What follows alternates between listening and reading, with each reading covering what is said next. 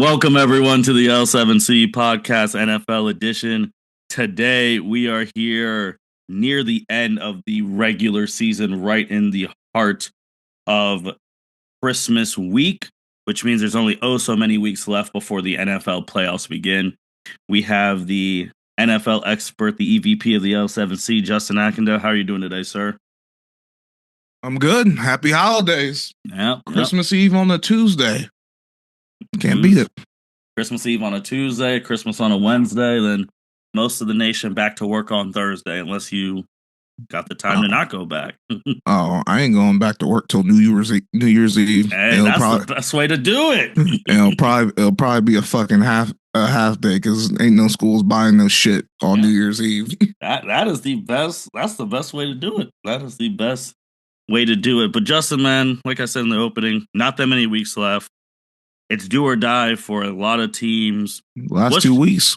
What's just your overall thoughts of how this season has played out with 2 weeks left? Man, a lot of surprises. Some teams that at the beginning of the season I did not think will amount to shit are doing things. Some teams that I thought will do some things are not doing the goddamn thing. Mm-hmm. So yeah, a season like every other NFL season that turns you upside down. And then for this one, because it is the holidays, we're doing a different segment today outside of our normal. Yes, I was able to cook up some shit we got, including last weekend. This is the last 3 weeks of the season. So I want to go over the games involving current playoff teams. And I'm going to ask you, and you're going to ask me, does it matter? Does that outcome really matter? I know big brain activity is going around here, but I like it and it breaks up the podcast. So let's do it. We're going to go all the way back to Thursday. The Denver Broncos at the Los Angeles Chargers. The Chargers won that shit 34-27. Doesn't matter, Martin. Yeah, it does, because with the Los Angeles Chargers, which, again, I didn't realize that they had 9 wins until that game. Really?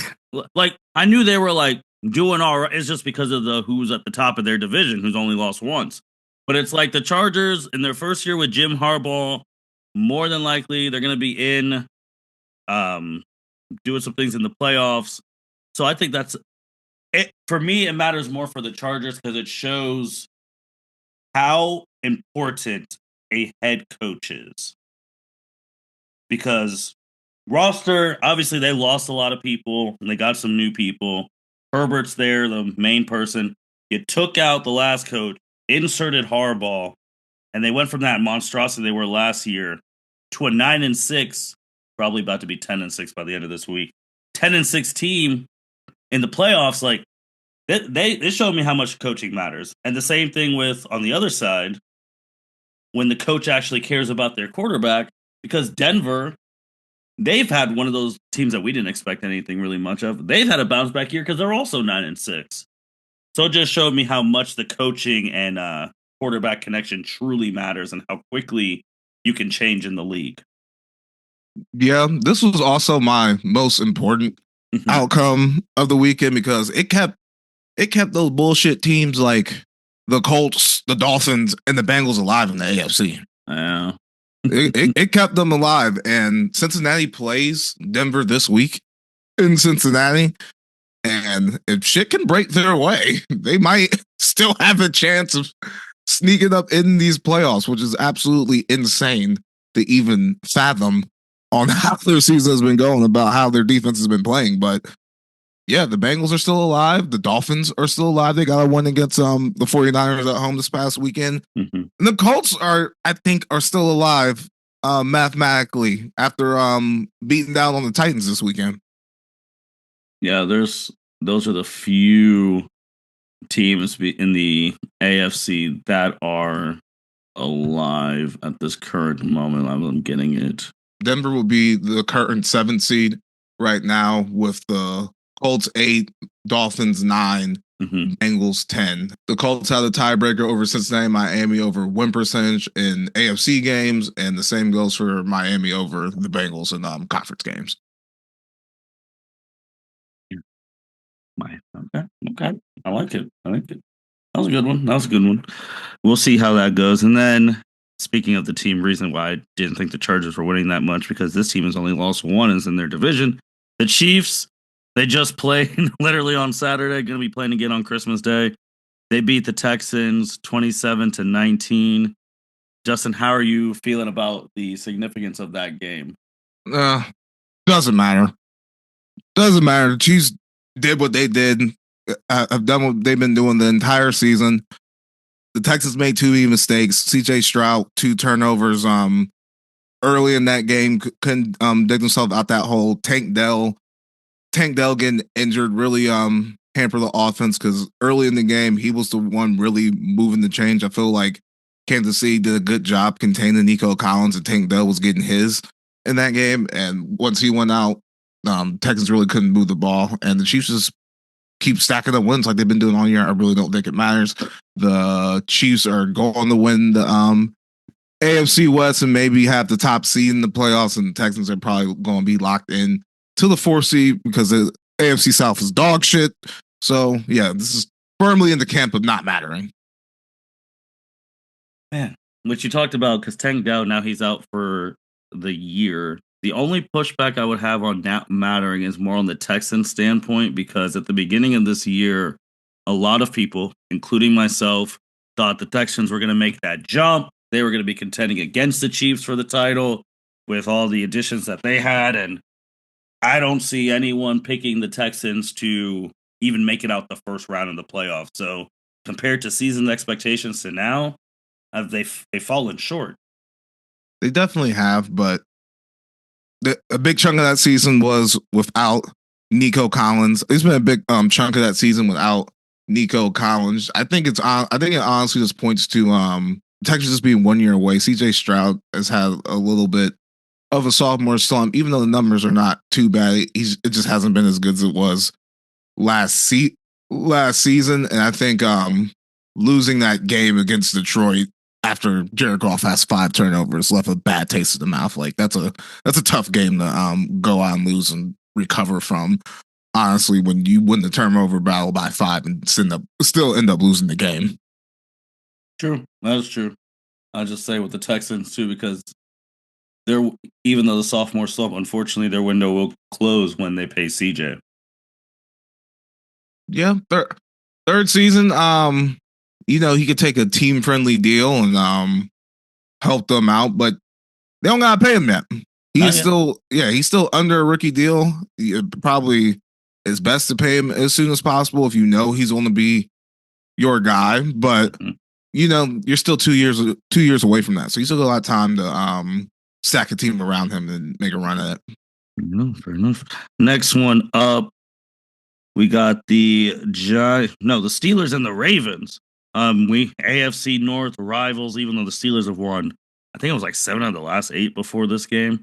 But the Ravens took care of them, man. 34-17. It was a little like 2 pick sixes back. Like, it was a little fluky little there, but how are you feeling on the deal meter with this game?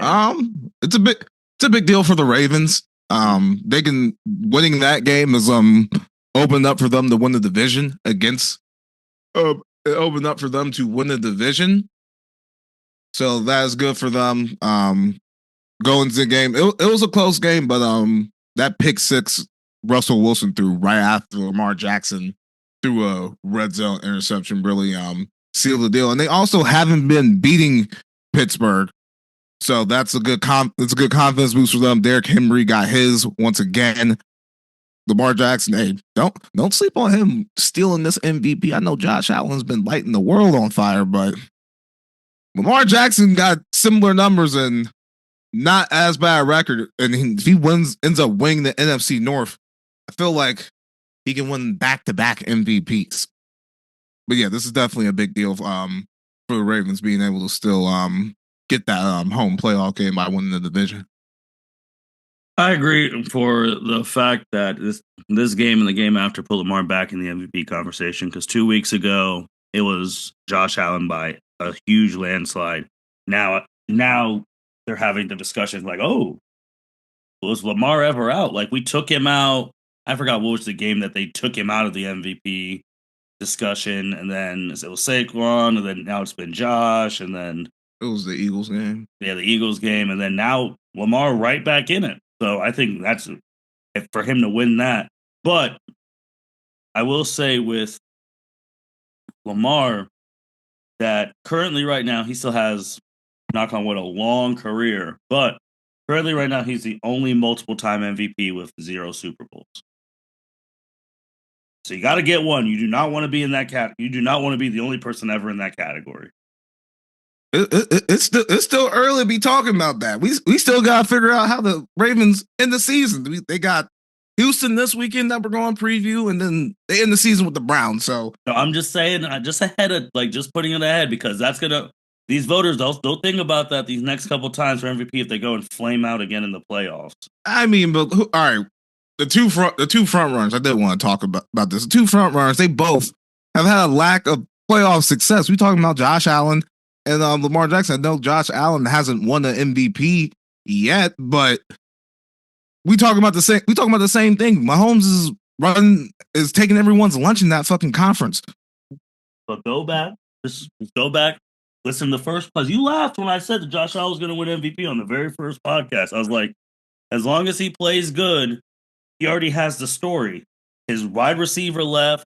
They got rid of everyone. No one expected anything from him. As long as he does what he's doing, he's gonna win. It's just that's just the difference. Lamar's like, bro, you already did it twice. Like there's no others. There's no new story unless you go like undefeated. That's true.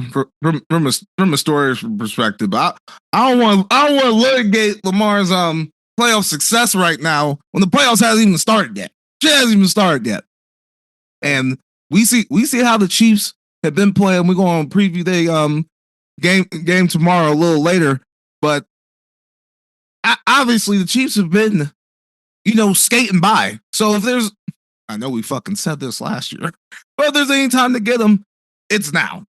It is now. Josh Allen, Lamar Jackson, shit. Maybe even Pittsburgh if Russell Wilson can keep playing at a high level. Yeah, they'll need Pickens. They'll need Pickens back and Watt not to be hobbled. Yeah, I hope he gets to play tomorrow because it'll ruin my pick if he doesn't. Next one up, Giants Falcons. Falcons won 34-7. Justin, I'm gonna be honest, I really didn't care about this game at all. I don't think it's a big deal in any stretch. No, it's not. Penix got his first start, but it was the New York Giants, and I don't think these niggas are trying to win right now. So we'll see how the Falcons do against another playoff team this week that we're going to preview later. Now, if you want to talk about going into the game, that's a big deal. If I can't believe Penix is starting after you spent all that money to play Kirk Cousins, and now it's looking like you're going to cut him. That's just bad organizational business. I said when they traded for Kirk, when they drafted Michael Penix, because obviously I might be podcast. I might be the podcaster's favorite when it comes to Kirk Cousins. I love that man. So I know what he be about. And he lost his job because he was turning the ball over too much. And I said at the beginning of the season, it's nice to have that insurance policy of Michael Penix there. You already know if you have a chance to draft your franchise quarterback, you draft him. And they got that rookie contract. What I really don't understand is why that got out. Mm-hmm. I think it was probably Kirk's people who probably like leaked that yeah, like they probably gonna cut me, trying to like get the feelers of who might be able to trade for that contract. But here's the crazy thing. This is why I just think it's mind blowing. Even though they went and Penix and all that, this is the same organization who turned down getting Lamar Jackson in the offseason. Yeah. You could have just had Lamar. Yeah. And then you didn't have to draft Penix. You didn't have to pay Cousins. You could have drafted Lamar some help. Like, that's just the overcompassing thing for me. And you see how well he's playing now. I think the Ravens were never going to let Lamar Jackson go. I don't even think that's a valid thing to even bring up right now. Because honestly, you really thought the Ravens were going to just let this nigga walk. Well, it was pretty Really? odd that no one wanted a league MVP because there were collusion talks. I'm just saying. I don't think Lamar Jackson was going anywhere in that situation, which led them to having to get Kirk Cousins, and then you have Michael Penix fall down to you. I don't blame him for drafting them. Maybe you can be critical about how much they've given Kirk Cousins. They're a young team. They're a young team right now. You see teams all around the league, playoff teams at that, Denver, Buffalo, carrying big dead cap money. So I don't think it is a big deal, but I don't think it's as team killing as it could be. Oh man, we'll see, because now Kurt's about to be on the market, and he will be picked up again by someone. Going to get him. Yeah, someone's going to. And Atlanta's going to be paying them, so the other team probably going to get him for free. And he could be. Could be the same situation as Russell Wilson. Yes. Next one, Detroit at Chicago. The Lions won 34-17. Justin, does that matter or no? I guess for the Lions it does. Winning another game with as many injuries as they have, still in the front running spot to get that number one seed. So the outcome didn't matter, but in the grand really scheme of things, it hasn't changed anyone's feelings about anyone. We still know the Lions. The Lions are definitely a Super Bowl contender, even with all the injuries. I like how they were able to still move the ball against a reeling Chicago Bears team. This team can't get out of its own way right now. But yeah, I thought it was a good win for them. I agree. It keeps them up pace with the projected number one seed, because that race is not over, because you still got the Eagles 12-3. You still got Minnesota 13-2, and Detroit could go from first to fifth. So it matters. You got to keep pace. Next one up, Rams and the Jets. The Rams won 19-9. I'm gonna say this matters for the Rams because there's a one point the Rams were they were injury ridden. They were not good. They've written that ship. They're 9-6. They are atop the NFC West. And just for people like me who at the beginning of the year was sweating our over Rams 8.5 wins because we thought that was easy money, we all cashed in. So, but on a serious note, the Rams are going to be they're going to be a dangerous out in the playoffs. Yeah, it was important for the Rams because the Rams have pretty much locked that division in with that win. So that's why it's important. But once Puka and Cooper Kupp came back, the Rams offense has been unlocked. I know they didn't really show it against the Jets, who've been playing some prideful football as of late. They haven't totally packed it in, and given up on the season. But yeah, getting those guys back, their defense, getting more experience, getting better week by week. Yeah, the Rams are definitely dangerous right now. They're currently the third seed in the NFC right now. Yeah, I'm looking at that right now. I don't know who I would take in this potential Rams-Packers game. Oh yeah, it'll be good before LaFleur and McShay. Yeah, it's a good matchup right there. As of right now, but this could all change because of the next game. Also, the Eagles at Washington. Washington, dramatic victory, 36-33. Justin, what are you thinking about that one? Well, it was important for Washington because they turned the ball over 5 goddamn times and still ended up winning that game. Jaden Daniels, that last drive was excellent. Top five type of stuff. But as far as the Eagles, Jalen Hurts got a concussion within 5 minutes of the game. So you can kind of toss out that outcome. But Kenny Pickett had them up 14 to 0. They were playing good. Saquon Barkley was getting loose on Washington, but Washington just hung in there. There's the Eagles turned the ball over a couple of times, but you can't really judge that game from the Eagles' perspective with Kenny Pickett in there, and hopefully this concussion doesn't linger for Jalen Hurts because that really kills the Eagles' chances if Kenny Pickett has to start in the playoffs. Yeah, I think it matters for both those reasons. I just think on the Washington thing, it's almost deja vu all over again from like when RG3's first rookie year. Is Jaden Daniels offensive rookie of the year that is already that's sewed up like rookie of the year that's sewed up. They just can't mess this up. I'm just looking at it. I know they have new ownership. I know Schneider's like just don't mess this up. You got something.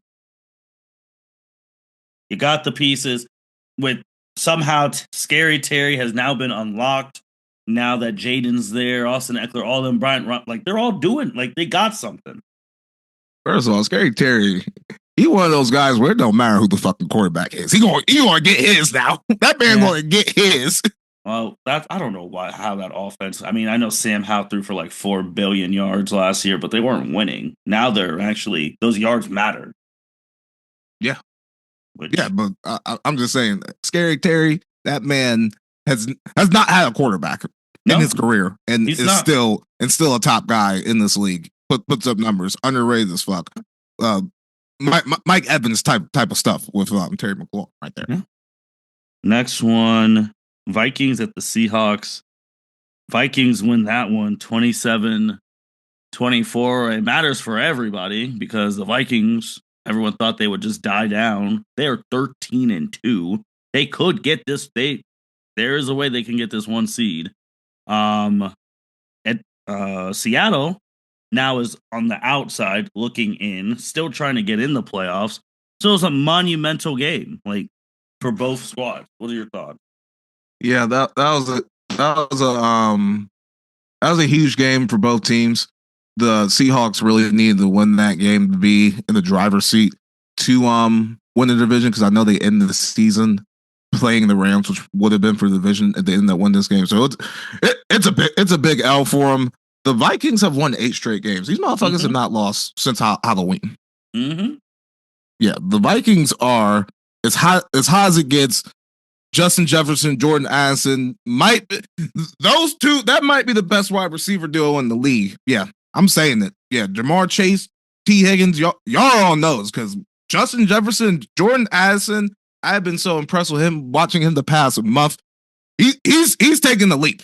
He's taking a leap similar to how CeeDee Lamb last year took that leap, but Jordan Addison is clearly number 2 because Justin Jefferson is getting all the attention. But I've been very impressed with how Jordan Addison has been playing. Sam Darnold, motherfucker, really got easy. Like the Vikings have some of the best weapons in the league with Addison, Justin Jefferson, and T.J. Hockenson with Aaron Jones in the backfield. Like that's a tough offense that you really don't have to fuck up. Like you don't have to do too much if you're Sam Darnold. And he's been able to get them the ball, and they've been able to make plays with Sam Darnold at quarterback. So yeah, the Vikings are as high as it gets right now. And they maybe have their 2 biggest games of the season back to back. Packers at Lions. I mean, that's going to decide who's the number 1 seed in the NFC, who wins the NFC North, seeding, everything. So it's a good thing they didn't slip up against the Seahawks. Yeah, their last loss was 20-30 against the Rams. Yes. And they've beat the Colts, Jaguars, Titans, Bears, Cardinals, Falcons, Bears. Like we're gonna see in this Packers-Lions game. Packers-Lions matchup they got later on. So I'm impressed with them, and the more they win, the more Sam Darnold's pocket grows. Yeah. Then you got the Patriots and the Bills. The Bills won 24-21. So what are your thoughts? Doesn't really matter. The Bills, after the heater that they had been on Josh Allen specifically, they were due to come down a little bit. I didn't think it was going to be this game against the Patriots because it was those 2 games, that Rams game, that Lions game, they were both on the road. So those Buffalo home fans haven't got a chance to see this up in person. So I thought maybe like going home they would have got the boost, but the Patriots came to play. The Drake May was moving the ball up on them. Ramondre Stevenson was getting his running the ball. So I'm a little concerned about how they play defense, but in the grand scheme of things, they survived. They won the game, so it does not matter. Yeah, it doesn't matter to me. It's just Patriots division rivals. Nothing consequential. I mean, those games are always typically close, no matter how much better a team should be on paper. The Bucs and the Cowboys. The Cowboys winning 26-24. Uh, this was a big deal for the Buccaneers because literally before the game, the Cowboys found out they were mathematically eliminated from the playoffs. So little too late to get these type of wins. But the Buccaneers were on top of the NFC South before the game. Now they're on the outside looking in because Atlanta has the tiebreaker. So for them, monumental big deal. Yeah, this is the most embarrassing loss of the weekend because you lost to the Cowboys, who suck. They're not very good. But like I said with the Jets, the Cowboys have been playing prideful football. They must fuck with Mike McCarthy or something because they have been playing for this man. They have been coming out. When I was at work in Austin last weekend, I was doing this convention. They had a bunch of football on, and I saw the Cowboys playing the Panthers. I was like, why are these niggas winning? Like this is the chance. This is the chance to really solidify the tank job. And the Cowboys are not fucking doing that. They're trying to win games. I think Mike McCarthy's trying to keep his job. I think the way things are looking, I think he honestly might keep his job if he keeps winning like this. Like, I don't know. I think they should be done personally, but the Bucs had every reason to win that game, and they didn't show up. They didn't show up to let Dallas get to the lead, get an early lead, and they could never fight their way out of it. They couldn't fight their way out of it, and now that was a big deal. Atlanta won this past weekend against the Giants. They swept the Bucs. They swept the Bucs in the season series, so they're going to need Atlanta to lose one of their next two games, and Tampa's going to have to win out, which is so unfortunate for me having a ticket for Tampa to win the division. But yeah, very bad loss. Like, so can't happen. I do not think. Well, they're division games, so anything's possible. But I don't think the Cowboys are going to win the next two because it's at the Eagles and Commanders, and they got stuff they're playing for. But again, it's a division game, so anything's possible. If they did win it, even though they won't be in the playoffs, throughout all the shit, the injuries and all of that, he is going to keep his job because they're going to have a winning record, which is crazy to think about. Yeah, that'll be wild. They're 7-8 right. The fact that they're 7-8 right now is just crazy. But if they finish 9-8, or even like that's a moral win for them because they're like, damn, everything went wrong for us. We had Micah Parsons out for a bit, Dax out for this, blah blah, and we finished 9-8. What could we have done if everyone was healthy? That's why they're gonna run it back with McCarthy. I'll still fire his ass. I'll still fire him. Logic's gonna prevail there. I'll still cook his ass up. But yeah, like turn the season around like that, like doing it with Cooper Rush, all the injuries, Dak Prescott not being there. Yeah, it's a good moral victory if you believe in that type of stuff. And just seeing, and then also seeing even with Cooper Rush, CeeDee Lamb, man, is really he's one of them guys. Yeah, CeeDee Lamb is like that. He deserved every penny of that contract. He is he's playing. He's showing that he's worth it. Definitely. So we'll see. So you said your most embarrassing one obviously was the Cowboys beating the Bucs more because of the playoff implications. And again, losing to the Cowboys at this point is just bad. Man, I just thought about, man, if shit broke our way against the Bengals, this team could be in the fucking playoffs. That's fucking wild. Yeah, I mean that Bengals game, insane. 27-20. Like the verse of like literally, if they win, you understand if the Cowboys have won 4 out of their last 5. Is this the Cowboys I'm looking at? Yeah, the Cowboys. If they beat the Bengals because they beat the Commanders, then the Giants, they lost to the Bengals, beat the Panthers, beat the Bucs. If you take the Bengals, that would have been a 5-game winning streak. Like they would have been talking about Cowboys highest team in the fucking league, bro. Yeah, like, that is unbelievable. This is where the NFL is, man. It's just the NFL. Like that's literally the microcosm of the NFL. Like it's crazy. I agree with you. I mean, the most embarrassing, the one like because it's a game we didn't talk of, and it's just wild to me in this era was the Dolphins beating the 49ers, because the fact that the 49ers really aren't going to be in the playoffs is wild. Just like now that it's official. That was one of my main bets at the beginning of the season. Mhm. The fade of the 49ers. I bet on every team in the NFC West. There was a ticket out there of all those teams winning the division except the 49ers. But 6 games? Hey man. They got injured. Brock Purdy doesn't have all his guys, so he doesn't look as good. So yeah, that's what happens. That's life in the NFL. Like that's most teams in the NFL. You ain't the Chiefs are obviously a different story, but you don't sustain success that long. You see the 49ers are falling back. The Cowboys fell back from what they were the past 3 seasons. So it happens. But now the Cowboys have already paid Dak. The 49ers have to make the decision because they paid Ayuk and Debo, like all that, and like obviously they're injured too, but they did not perform to what their standards are. What do you do with Purdy? That's why I'm sitting here like now you really have to sit there and do you pay him? Do you bring back even though he was on your bench last year? You're like, oh, maybe we gave up on Sam too early. Do you get him? Do you get Kirk? Like, what are they going to do? Or is it time to blow it up? Like that's what kind of made me. I was like, oh, now that team has a lot to think about because that was a team that we've said on this podcast almost since inception. They were always the most talented. They were always a Patrick Mahomes not existing away from winning Super Bowls these past couple of years. To now, do we blow it up? I definitely think you think about it because I'm not sure you want to pay Brock Purdy $60 million a year. Yeah, I wouldn't. I would not either. But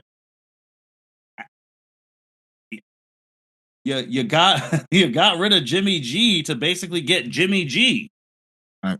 And that division's always going to be tough. You don't want a situation where you are the New Orleans Saints trying to hold on too long, or the Dallas Cowboys giving way too much money to a average quarterback, Dak Prescott. So you see those mistakes. I think the 49ers, brass, John Lynch, and those boys are smart. I think they're going to end up making the right decision, but I don't think the right decision is paying Brock Purdy top QB money.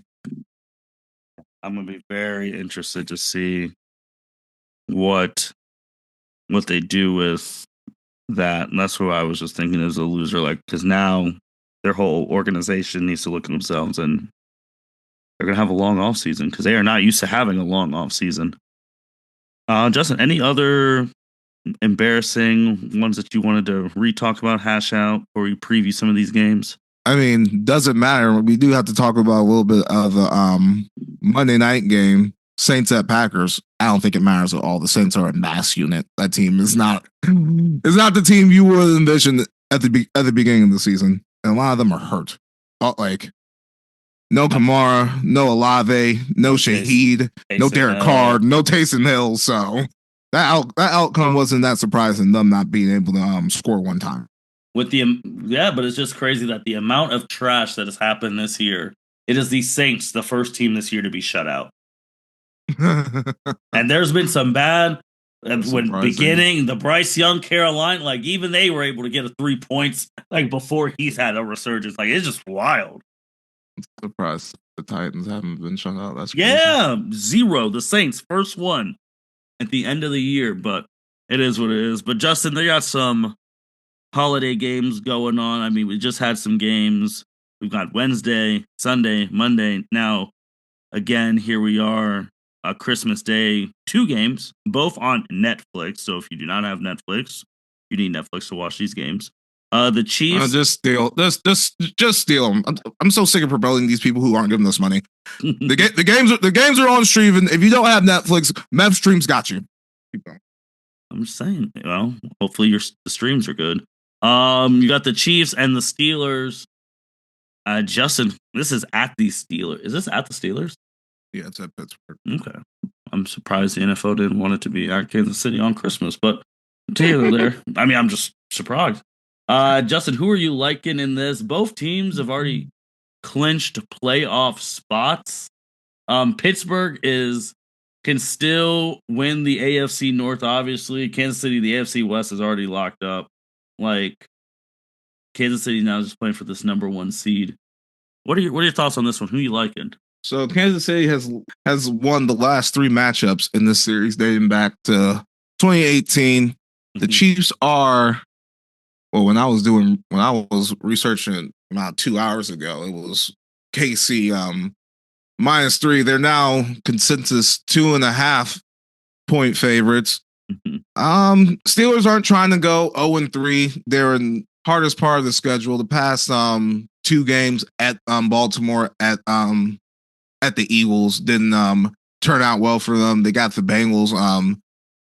After this game, I expect a defensive battle. Both of these defenses are legit. The Steelers turnover differential is +17, I believe. So I think the Steelers might be able to turn Patrick Mahomes over a little bit, which will definitely help the cause in beating them. George Pickens hopefully is back, which will give the Steelers the downfield element that they've been missing these past two games without him in their hardest stretch of the season. I think the Steelers win this game. I bet the +3 while I was researching things. And then we have Mike Tomlin, who was ATS as an underdog, 62, 33-3, 65% rate. So I'm going with the Steelers. 14-1 Chiefs only lost that one game at Buffalo. Currently on a 5-game winning streak. Steelers are currently on a 2-game losing streak. I'm just going to be honest. I think the Chiefs are going to win because I do not see the Kansas City Chiefs losing on Christmas. They lost on Christmas last year. Yeah, but they lost on Christmas last year to the Raiders. Yeah, but I don't think it's going to be 2 years in a row. I just can't. And this is the big Netflix. Nah, I just can't see it. I can't because you know what's kind of funny. If they win this 6 straight, I do not think he deserves any. This should not be the year. They're gonna start talking about him again. About like, oh, maybe he should be MVP. Look what he's been doing these past 6 games. Mr. Mahomes. Get the fuck out of here. They will. Get the fuck out of here. No way. No. Remember when he was the front runner when he was throwing them picks. It took Saquon and Lamar to have a legendary season. No. Get the fuck out of here. Get the fuck out of here with that nonsense. That is complete bullshit. And you know it. Hey, for anyone out there, if you see the odds, you got a couple bucks, sprinkle it on them. I'm weak. Oh my goodness. Unbelievable. I can't believe you just came on this podcast and say Patrick Mahomes about to be the MVP again. No, I didn't say he's about to, but if you got a couple bucks, I wouldn't. It's going to be hard. You know the argument, especially if they finish 17-1. Nah, man.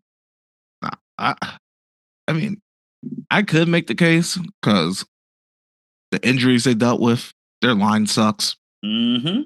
Yeah, I can see it. They fucking lied about a goddamn ankle injury again because I don't know how. I don't know how you get diagnosed with a fucking high ankle sprain and then practice all week. And then in this win streak, you beat the Chargers, the Texans, Steelers, and Broncos on the road, both games to end the year. Your one loss was literally at the Bills. I'm telling you, they will make that case. It is 17-1, bro. Like 16-1. Because if they win this, that'd be 15, 16. Yeah.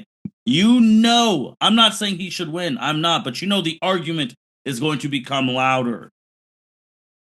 Nah, you're right. You're definitely probably right. I just don't see it this week. I've been saying that. I've been saying that every week. So for the Chiefs, it's only been right one. We've only been right 1 week. Yeah. I think I was wrong. I think I took KC that game. I wasn't even believing in Buffalo. That's the thing. But yeah, I've been saying it all week. I don't think the Steelers go 0-3 in their literal hardest stretch of the season. And if they do, the Steelers are about to be one and done in the playoffs if that's the case. They need to win this game. They need to win the division. I like them at home in the playoffs rather than having to go play every game on the road. It's going to be a tough, drag it out game. the Chiefs are probably the best situational team I've ever seen, so you can't let it come to that. The Steelers will be able to run the ball. It's just going to be a slobber knocker, and that's how the Steelers like to play football. And if it's going to be a slobber knocker, I like the Steelers better. I'm sorry. Yeah, in my timeline. I agree. It's just I don't know. You saw it with the Patriots. You see it with these dynastic teams. When it starts to get to the end of the year, they start building. They start revving it up. And I'll tell you right now, if the Chiefs go 17-1, they're not going to the Super Bowl. They're not. They for them to win the Super Bowl, they need to lose another game in the regular season. They're going to be. They just want to be too hot. They just want to be too hot. Like you can't. No. They're going to be favorite every game for the rest of the year, and then if they win out, obviously they'll get the first round bye, and then that second game, I don't care. They're beating whoever, because whoever's going to Arrowhead in that round, division round, they're going to lose. So it could be the Ravens. It could be the Ravens. Oh yeah, if they don't win the division, they lose this week and shit. That could be the Ravens. I don't know. Well, we'll see. I'm just saying, man, I'm getting a little nervous again because they're just quietly just minding their own business. I'm telling you, if the Chiefs go 16-1, because I fucked that up, not 17-1, 16-1 to close off the season, they're not going to the Super Bowl. They ain't going to do it. See now everyone else is going to be thinking about that. Like, damn, they really could go 16-1. That's crazy. Fuck that. You got right now, if the season ended, this would be the playoff matchup. The Houston Texans versus the Baltimore Ravens. Literally, the Ravens at the Texans would be the playoffs that started right now. They're playing a couple weeks to go before the regular season ends. Justin, I like the Ravens in this one. I feel like now with the injuries to Nico Collins and to Tank Dell and the injuries that Houston has, and Ravens are starting to get hot again, and Lamar on this full MVP potential third one chase. I like the Ravens.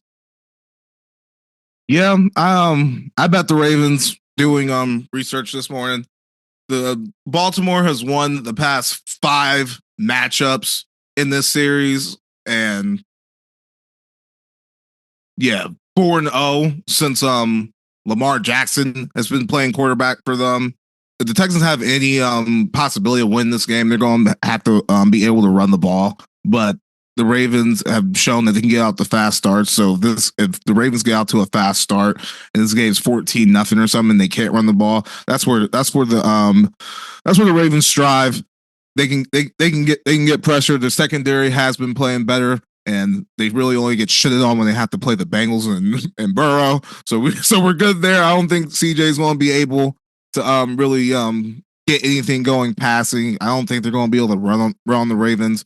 And the combination of Lamar and Derrick Henry is just too much to handle. Lamar Jackson has 40 total touchdowns this season, and Derrick Henry has 1,600 yards and 13 touchdowns on the season.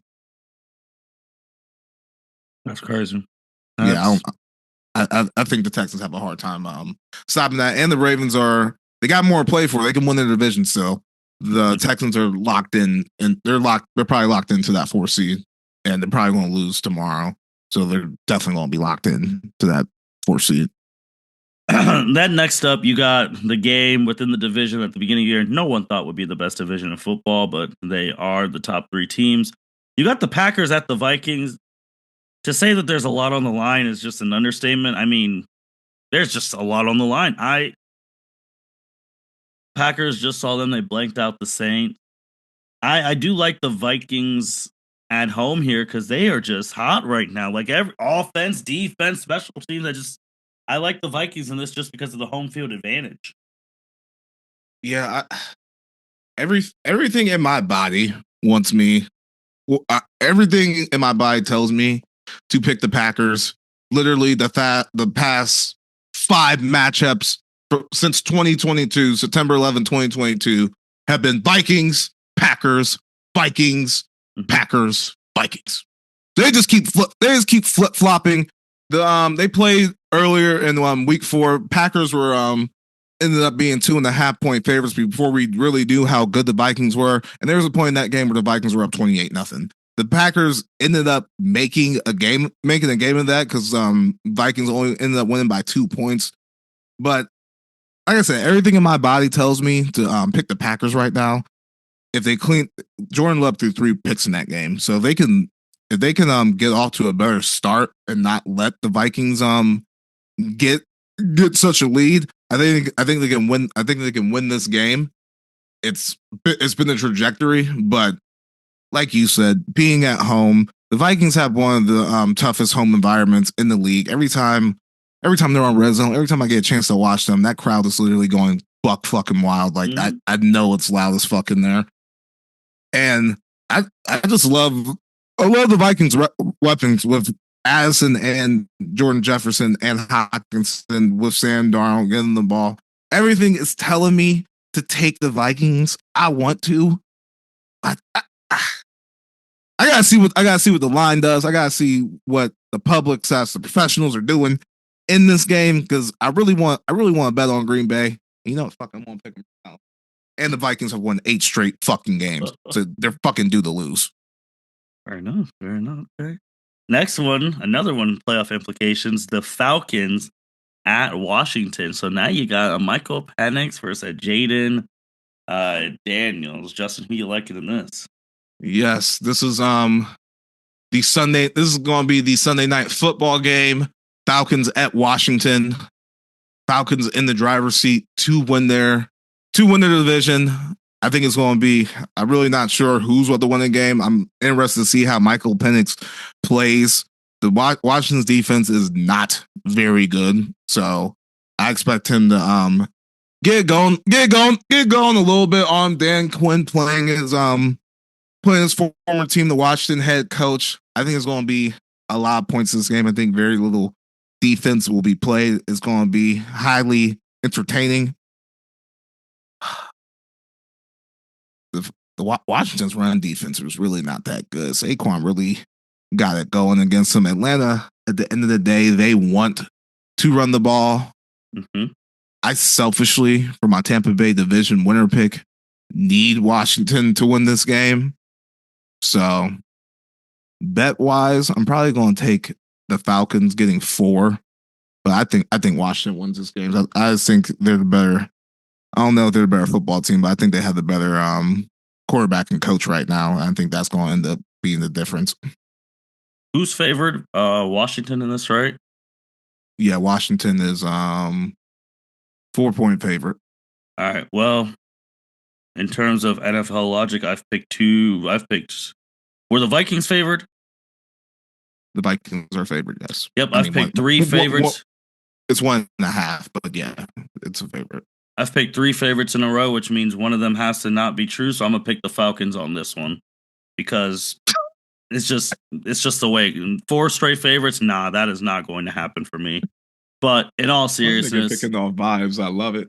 No, come on, man. For anyone, I've seen the demographics, which we'll talk about at the end of your podcast. But I've seen the demographics, the percentage of people. For the younger people who listen to this podcast, y'all probably never did a Scantron test, and if you answer the same letter a certain amount of rows on the Scantron test and you get to the next question, it ain't that same letter. You all might be too young for that, but the producer's he knows exactly what the hell I'm talking about. You know. Yeah, I'm a good test taker, so like, God, I could eat those standardized tests up. I knew one of those questions was bullshit. If it was between 4 questions, I knew one of them wasn't it. So I'm picking through. If I ain't know the question, I knew what was wrong. So I can pick 3, but yeah, you're right. I don't know if this is exactly the same thing, but nah, I see where you're coming from. But on an analysis standpoint, Washington just coming off that high win against their division rivals, I feel like they're just going to have a little setback on that because they are a young team. So I think a letdown spot. Yeah, just a letdown spot. Atlanta needs it more than them because Washington is at least potentially going to get a wild card thing. If that, the NFC South, there is no wild card. You either win that division or don't make the playoffs. Correct. So correct. They need it. They're getting one. They're getting. It's a one bid division. Yeah. So they needed a lot more. So that's why I'm gonna take Atlanta again. I just know out of my favorites, not all the favorites, they ain't gonna go chalk. They don't do that in the NFL. So no.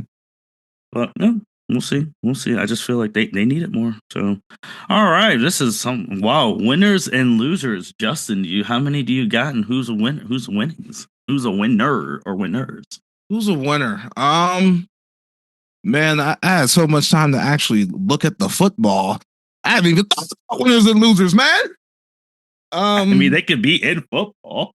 Yeah, I know they can be in football. I'm trying to think. I said the Bucs last time we were on, right? Yes. I did. Mm-hmm. Well, I'm gonna give it to it again. They won the NBA Cup. They did. That happened. We didn't get to talk about that. Yeah, they won that shit. Giannis went absolutely the fuck off. Like MVP Giannis type shit. That shit was lovely to see. They have turned their whole season around since they were 2-8. They turned that season around. Shout out to the Sixers. They've been winning some games too. Mr. Embiid has been playing a lot more recently. And then since there is no college pod to this week, I gotta go another winner. I gotta go Ohio State. Ohio State Athletics, the men's basketball team on Saturday being what, top 4? Yeah. Kentucky, and then that was the beginning of the day, leading right into the nightcap of Ohio State absolutely whooping the dog shit out of Tennessee. I will go on record saying I did bet Tennessee as soon as the lines came out because I thought no way. And then leading up to that game, I saw y'all in the group chats losing your minds. I saw social media and Tennessee fans talking the most shit. And that's when I really knew. That's when I really knew I'm on the wrong side. I need to watch this game and figure out ways to be on Ohio State side, gambling wise, because this is some bullshit. Tennessee too confident.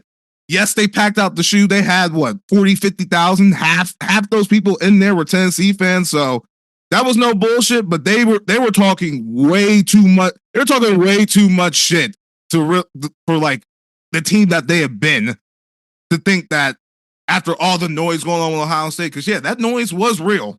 It was real noise, which is probably why they even had the opportunity to have that many seats. Motherfuckers was out on this team. Motherfuckers was out on Ohio State. The real fans, a large contingency of fans, not the media, but the real fans in Columbus, Ohio, were not fucking with Ryan Day. They had no confidence going into this game, and he quelled that. Ohio State quelled that very quickly because they got up on Tennessee and they were in their ass, no diddy, the entire game. The entire game. Nico was rattled. The whole Tennessee looked cold. Dylan Sampson couldn't get going. I think his hamstring got flared up, which 15 degrees ain't going to help that shit at all. It was just a great bounce back win for Ohio State, being able to win that game, giving their seniors a final win in the shoe. The fans to get, I know it ain't beating Michigan, but it gets a taste out the mouth just a little bit, and they look really good. They really look really good, and they were able to bounce back in a big way. And now it's on to Oregon and Pasadena. We'll see about that, but that was a good way to bounce back after the whole Michigan debacle. Yeah, I'm wishing they didn't have a week off, to be honest. I wish they could have just go right into the next game because I don't know if they're going to have that same adrenaline. I don't know. Oregon wouldn't have played in almost a month by the time that game runs around now. That's true too, but we'll see. But no, those are good ones. I mean, one of my directors was at the game. He said one whole parking lot was all Tennessee. He's never seen that many away fans at the at the shoe. So I drove into Kentucky on Sunday, and I saw the Vols fans going back. I saw them. I saw them. No, I did have one with my heart parlay. I did. As soon as I got to 12 o'clock, I'm like, you know what? We're going to do it. OSU basketball to cover, Ohio State to cover, and it worked out. Got lucky. Because I was just watching that basketball team. I was like, this is not the same team that lost to Auburn by 50 last week. No, they came to play in New York for sure. Yeah, so I got two winners. My first winner is the anime My Hero Academia, because the fact that they said, obviously they're finishing their series in the fall of 2025, but they said, before we go, we are going to give you our prequel season that starts in April. So on our way out, we're going to be running My Hero content from April, basically maybe till December, January 2026. Yeah. I ain't never seen an anime go out like just saying you're going to get the prequel and the end in the same year.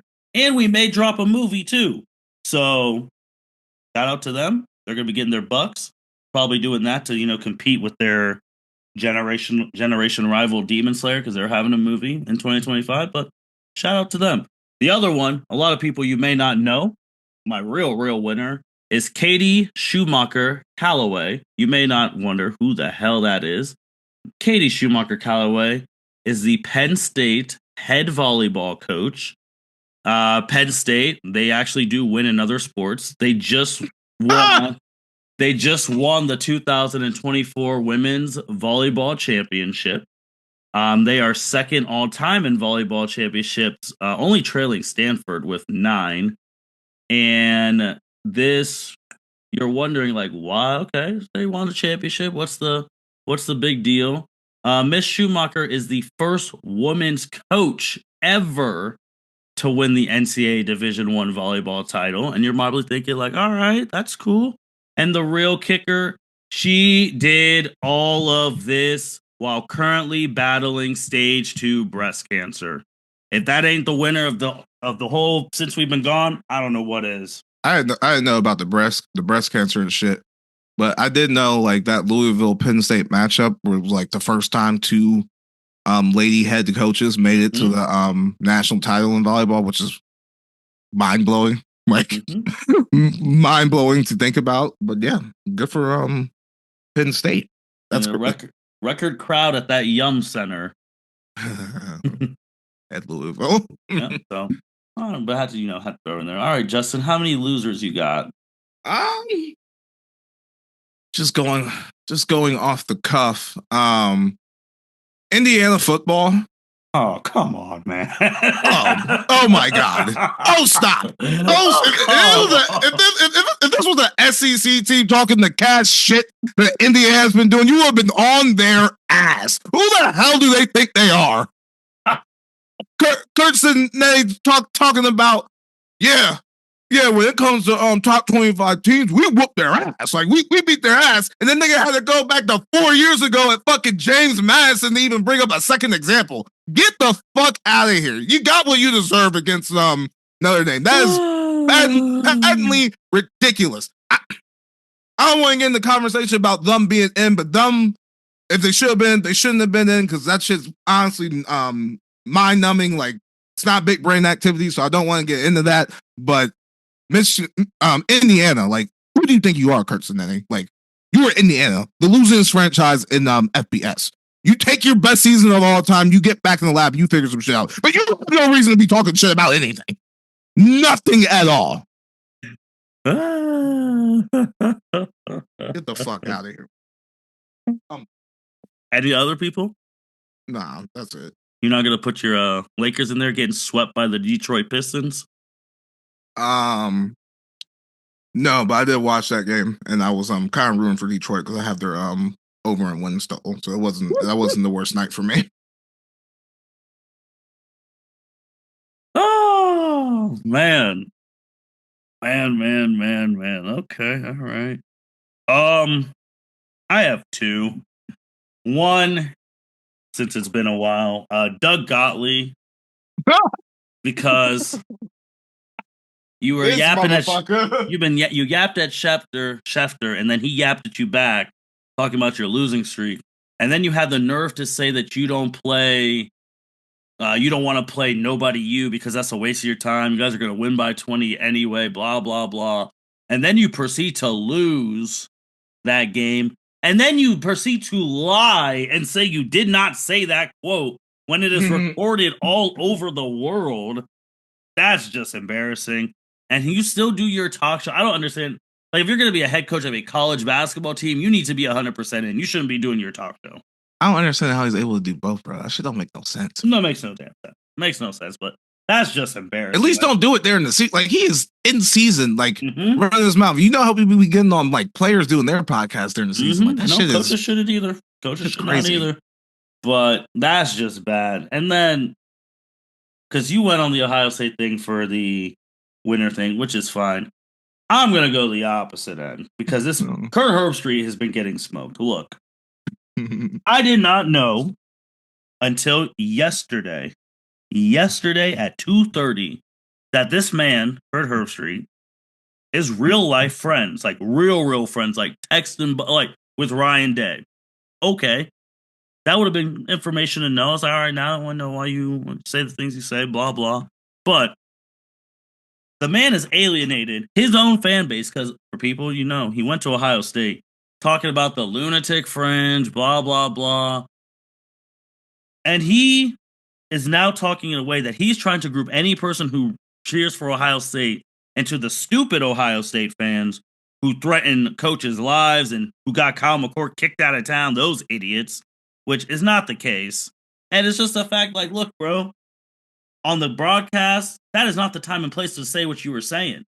Like, that man did not care. He just started going off. He's like, and be honest, I don't really give First Take there. I'm not gonna lie. First Take is one of the worst shows when it comes to college football because they don't know what the hell they're talking about, and it's all SEC this, SEC that. Which, this is my problem with the whole ESPN bit, because you don't want to get into that conversation about should they be in or not. I don't either, but you got to be consistent because you're talking about Indiana, SMU didn't play nobody, but y'all said Texas can win the national title, and they did not beat a damn soul. They didn't beat a damn soul. So be consistent. You didn't talk about Tennessee they got their asses whooped, and if Ryan Day really wanted to put them on them, they could. Y'all didn't say anything about that. So just be consistent. That's really what the whole ESPN be. Just be more consistent. That's it.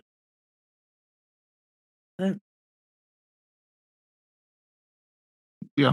We'll see what happens. I think that network's gonna blow up because Notre Dame could beat Georgia without Carson Beck. They're gonna blow up if they don't have no SEC teams in the Final Four. Oh yeah, I'm very I think Texas gets the benefit of the doubt because they were in the playoff last year and returned their starting quarterback. Like, yep. I feel like that benefit of the doubt is fair. Like, we can give them that. I know they got lucky and didn't have to fucking play anyone this year. But say that they don't say that. That's the problem. Say that. Okay, fair. But that's why Texas isn't in these conversations, because we give them the benefit of the doubt. They were in the playoff last year. They returned their quarterback. They returned a decent amount of the team. Like, that's fair. Indiana, though, don't get that shit. No, they shouldn't. They should not. They should not have. They had their greatest season ever. And then the SMU situation, they were just shook. Like, Penn State just whooped their ass. Like, but I don't understand why motherfuckers making such a big deal about blowouts in the first round. Like, we have not seen this before. When it was 4 fucking teams, mm-hmm. and it was only 3 games. Niggas still got blown out, and mm-hmm. people got like. I just come to the conclusion: niggas going to bitch about college football. That's just how the shit go. That is true. That is also, now I'm really about to start going, because you're right. Because most of the playoffs, these semifinals were blowouts. Yes, I mean, hell, Ohio State has been on a 31-0 blowout a part of this playoffs, and it's funny too because the people were talking that shit. Alabama, y'all acting like y'all never got blown out in the playoffs. Yeah, come on now. Come on. There's literally y'all got blown out by a freshman Trevor Lawrence. Do not do that. Like, I hate when people. What are we doing? Like, what are we doing? And it's wild too, because it's like, oh, a team got blown out. They shouldn't be. And that's the other thing with Kurt Herbstreit, because this man, I don't know what was in his feelings after that game, and he was bringing that shit up, even though Tennessee just got blown. I'm like, y'all make college football sound like the dumbest sport. And if you watch the broadcast yesterday, Aikman and Buck, we're talking logical about it. It's like, oh, just because this team was blown out, they shouldn't be allowed to play. Like, what are we doing? Can you imagine if that was in any other sport? Oh, the NFL, where teams have bad weeks, every given Sunday. The Buffalo, who Josh Allen's going to win MVP, when they got their asses whooped by Baltimore, Yeah, and they shouldn't win the AFC East because they got that one ass whooping. It makes no sense in any other sport. Well, the other sports aren't designed like that. That's a good argument, but the other sports aren't designed like that. There are clear parameters of how like the professional go. Like there's a clear structure to how the shit goes. And then in whatchamacallit, and then in the college football, it's always been such subjective. Like even before the BCS and the college football playoff, motherfuckers, the media was picking national championships. They were picking who they will wait till after bowl season, and then the final vote from the media and I believe the coaches was how they picked national championships. So it's been like this since the inception. It's been like this since the inception. That's why we get up in arms about it. It's never been how fucking the FCS does, which I never understood. Well, I do understand money in bowls. I never understood why years ago they just never did 12-team, 16-team playoff the same way they do it in the division directly below them. It makes no sense to me. It's the fact after this weekend, all the hit pieces, should we go back to 4? What? Like credible people saying this, should we go back to 4 now? No, and then like at the end of we're losing our minds over this shit. At the end of the fucking day, the lower seeds ain't about to advance anyway. That's what probably should have happened anyway. The fucking 12th best team in the country is not about to win the national title. They ain't about to do it. So why we give a fuck so much? Why we care? It's so stupid. It's so dumb. I mean, Clemson literally got in the last day you could get in. Like they had